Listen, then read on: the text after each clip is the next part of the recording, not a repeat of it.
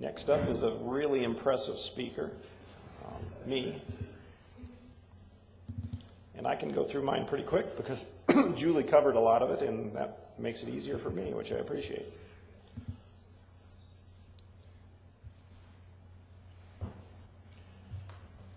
The Pipeline Safety Trust for the last 4 or 5 years has been pretty actively involved with planning around pipelines.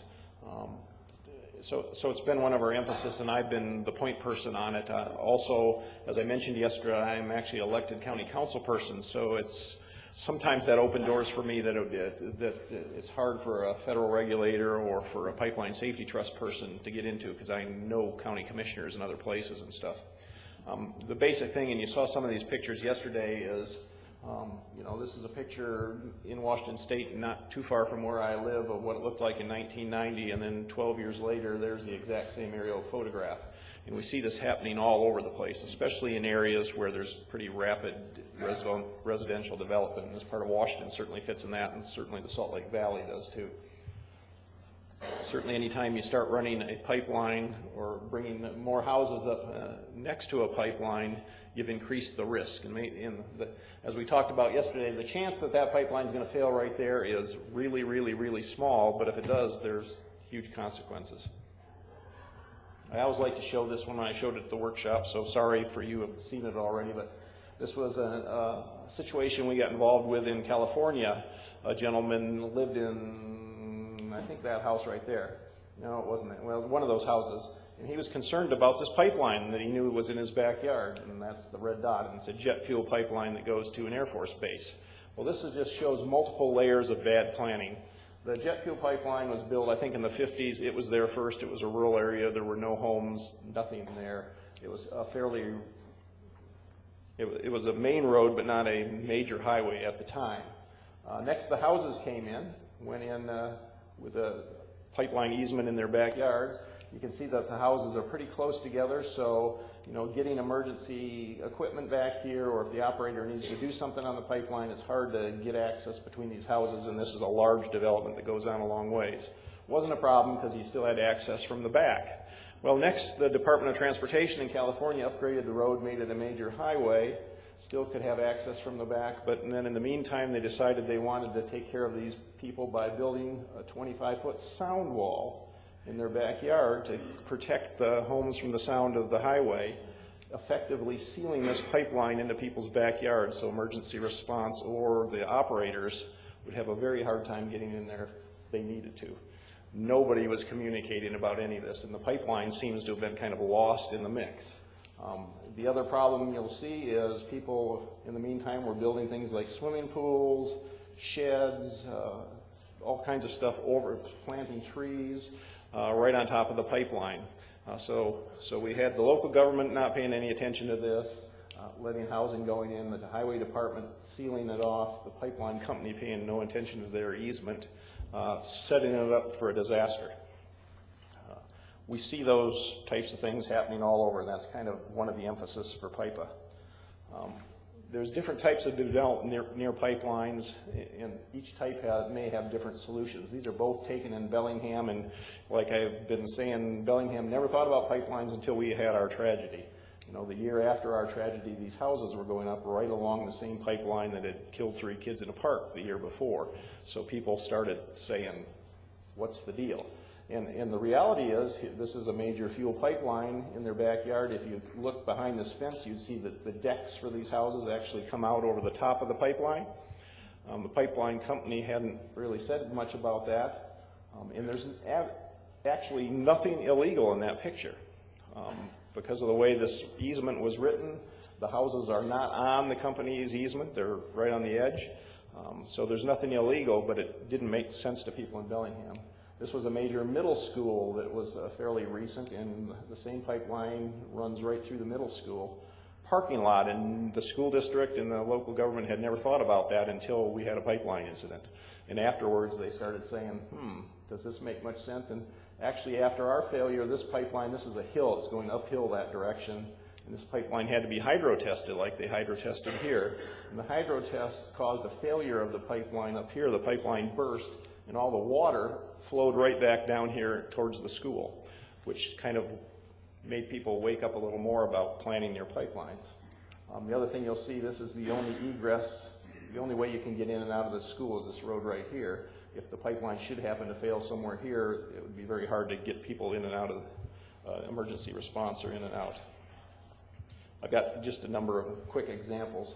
This is another one, a pipeline right-of-way, new development going in up here, and they put in a huge stormwater holding pond right here. Well, they didn't really deal with this hillside at all, and the hillside started to fail within a year of them putting in the stormwater pond. And the pipeline company feared that it was a large pond, and if it washed out down here, it could take out their pipeline. So the actual developer had to come in and spend a lot of money trying to fix a situation that could have been dealt with up front. There are some situations where it's a win-win with pipelines, and one of the areas we've seen is using pipeline right-of-ways and easements as green space or trail corridors. There was a large development that went in down near Seattle, several hundred homes, and they worked with a pipeline developer to create a trail corridor through the middle of that. And as the hundreds of houses went in, it turned out that the houses that backed up on the trail corridor, the houses closest to the major high transmission gas pipeline, sold first and sold for more money than the houses further away because, and people knew it was a pipeline there, but their preference was to have that green space in their backyard more so than someone else's house looking in their kitchen window. All of these things, as Julie just talked about, led to, first there was a federal report about transmission pipelines and land use. I can't remember what that year was. It was early, 2000, 2001, something like that.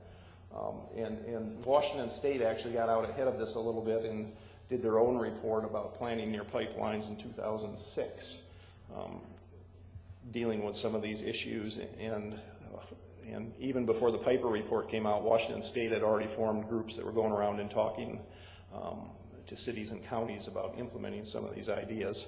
In 2009, both the Association of Washington Cities and the Pipeline Safety Trust got some of these community technical assistance grants to work on these issues. The Association of Washington Cities grant was really focused on outreach to local governments.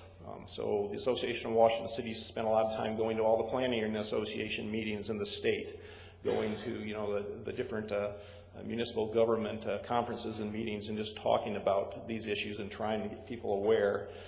And there was always, it wasn't highly attended. You got a smattering of planners because it seems like until something happens, communities don't think about it. So there was always some frustration. They weren't getting enough people in the room.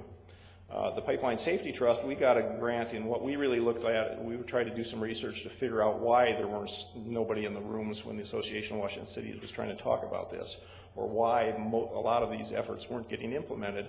And what we found out, at least then, and we were kind of right after the big economic downturn, local governments didn't have money to implement this stuff. Usually for planners to start working on something, there's a developer that's come in and paid a fee or something that helps cover the cost of that. Good ideas like planning around pipeline, there's nobody paying for that, so the government has to somehow come up with that money themselves. And we did surveys throughout the state of elected officials and planning directors, and that's what we found was the major barrier to a lot of this stuff moving forward. So with that information, the two grants started working together, and we tweaked the Association of Washington Cities grant.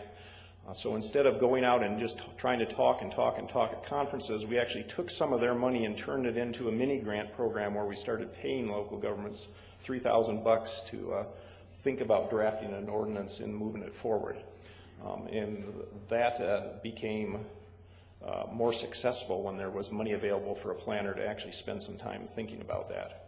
And this just talks about the mini grants a little bit. Since we started that mini grant program, we've had, whatever that number adds up to, I think 11 jurisdictions pass some form of ordinance that talks about planning around pipelines, 4 counties and seven different cities, some of them major cities. Just quickly, some of the things we did in Washington State, we certainly did actually this was a statewide thing. After our efforts, we were working on our dig law in the state of Washington. We had a fairly atrocious one called dig law, and as we worked through that, it was decided to add a consultation zone, like Paul's going to talk about here in a second, for the entire state. So now, starting next January, the state of Washington has a 100-foot consultation zone for all transmission pipelines in the whole state. So anytime someone comes into a local government to get a permit to do anything within 100 feet of a pipeline, they have to be put in touch with the pipeline operator, and there has to be some at least discussion and awareness between the two groups to know what's going on. It's interesting, and as Julie said, and as you'll be hearing from Paul, all these recommendations from PIPA were geared, here's a bunch of ideas. Every local government's going to deal with them differently and have their own constraints on how they can move forward. We run into some things as I worked with these 11 or 12 different communities to implement stuff in Washington State. Lots of planners go to setbacks. They're used to using setbacks around wetlands and different things like that, so they think about setbacks and they tend to get in trouble, and there are no setback requirements in the federal regulations, or there's not even a setback requirement in the PIPA recommendations, just because setbacks are a slippery slope, and often you're not really protecting people in the way you think you are by doing setbacks. And all of a sudden, as soon as you define a setback, someone's looking for someone to pay for that piece of property also. There's been lots of misunderstandings about the impacts of what a consultation zone is. A consultation zone is basically just an area that if you're going to build in that zone, you just have to have a discussion with the pipeline operator. Well, as soon as you hear the word zone, lots of property owners, property rights people, developers think that it's impacting what they can do on their property, and it's really not. Most of it's just to facilitate communication. Most of the ones we've passed in Washington State include some kind of disclosure about real estate, so people know when they're buying property, and that's an important one. And there's also some things, as Julie said, about protecting pipelines. When we passed ours in our county, we have a point in our ordinance that they have to show proof that they've used damage prevention before, or called one call before they can get their final permit. So just the bottom line is that better planning can make pipelines safer, and there's a number of websites where you can get information, and it looks like the PIPA one kind of fell off here, but we can get that to you. We have a whole part of our website that's developed to that, in the Municipal Research and Services Center in Washington State has a whole chunk of their website too that has a lot of the model ordinances, not only in Washington State but also other places around the country listed. I think we're all cross-linked now, so if you get to any one of them, I think you'll find the same stuff. So that's all I had to say.